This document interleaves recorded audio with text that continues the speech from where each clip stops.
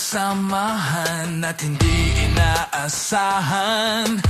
Lumakas dahan-dahan hanggang naging dahilan.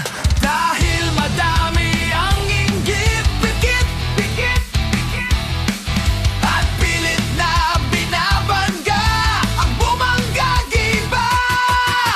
Rengadey, stop, wag Pinoy-gil.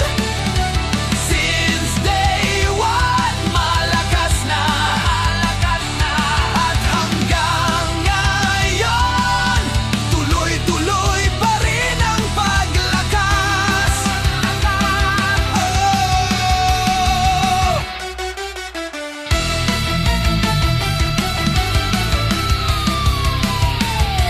Ilang beses nang sinubukan tibagin ngunit bigo. Bilanggo ng kahapon hanggang ngayon, hindi pa rin natitinag. Madaming kuda, madaming kwento,